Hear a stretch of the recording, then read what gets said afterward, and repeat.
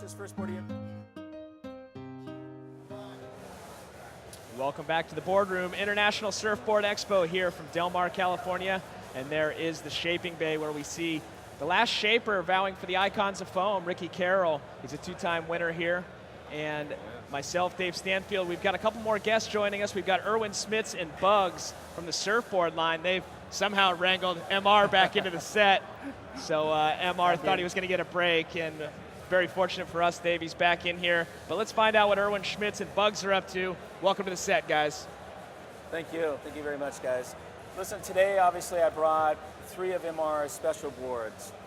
And one is obviously the Stinger here that Ben Ipa shaped Mark, and he rode at the Bells contest. Second board, which is probably very dear to him, is a Parrish Bolt that he won the Smirnoff in, I think 75, 76. And then probably most dear to MR is his first board he ever shaped in 1976, 77 for Leonard Brady alongside with Dick Brewer.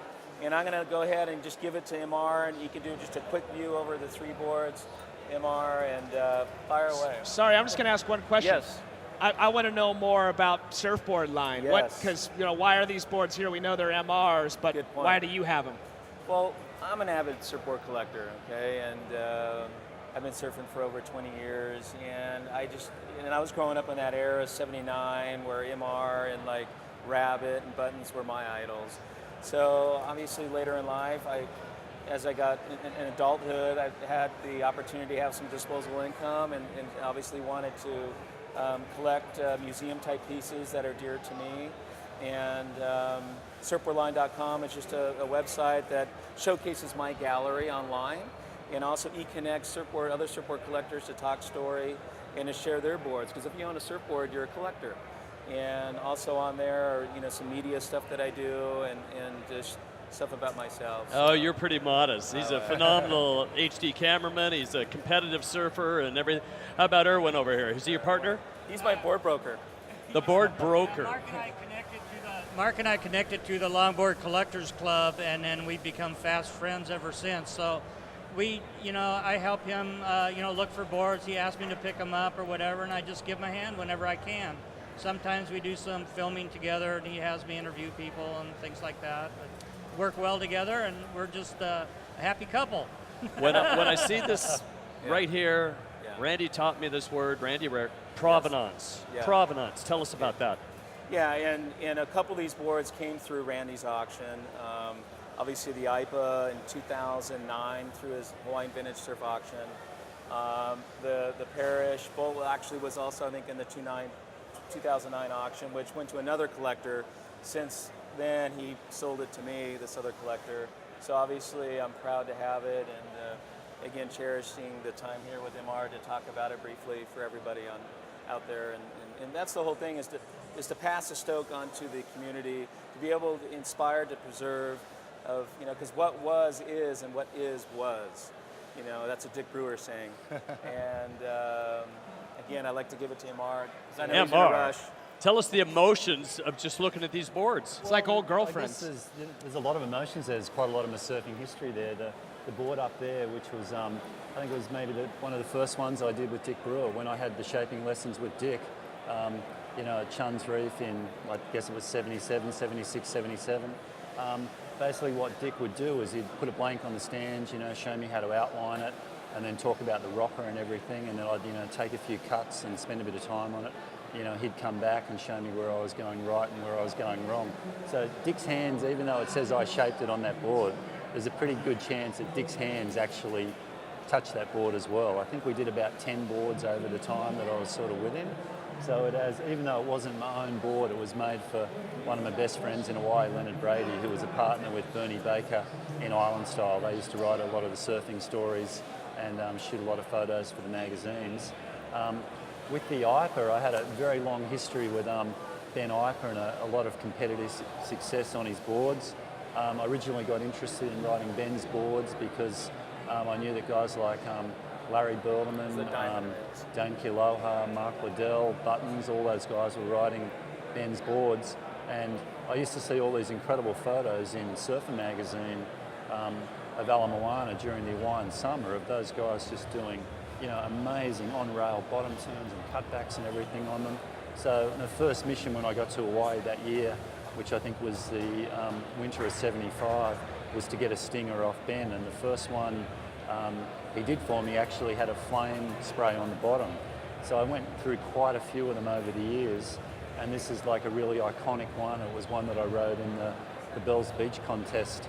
I'm really bad with years. I think it was 1977 possibly, but there's an Australian magazine called Surfing World where they did a whole issue on the Bells event that year, and I think it was won by Michael Peterson, and there's tons of photos of me riding that board.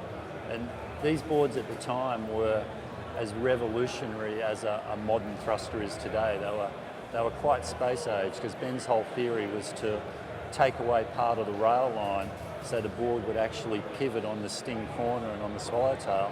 And they also had like a step in the bottom where the bottom rocker actually dropped, which increased the tail lift in the tail. So, even though they look sort of, ancient and historic, they were amazing boards. And this one was another idea that Ben had, where it has a 45-degree chime on the bottom.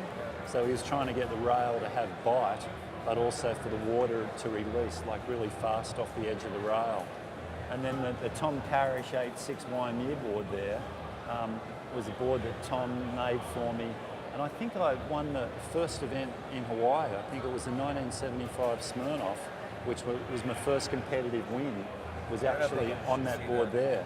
And Tom Parrish was an incredible shaper. He shaped so many good boards during that era. Michael Thompson was riding them, Sean Thompson was riding them, Peter Townend, Ian Cairns, pretty much all, and Jeff Hackman also, pretty much all the Aussies and South Africans were riding Parrishes. And it was like an amazing board. It really looks in kind of in... Pop that over and I'll bring it right here. It looks in absolute pristine condition. Because it really only got ridden those few times at Waimea. So, I think polished up, it would nearly look like a brand new board. I really sort of cherish this board and managed to keep it in great condition.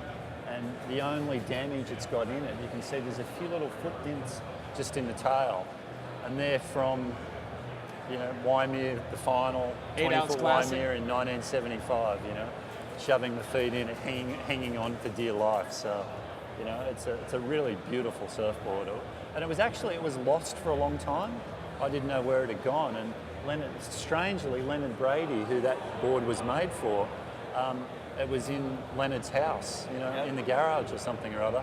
And I had an email from Randy Rarick with a photo of it saying, hey, we found Mark Warren's, Waimea gun. And I'm going, hey, no, that's my Waimea gun.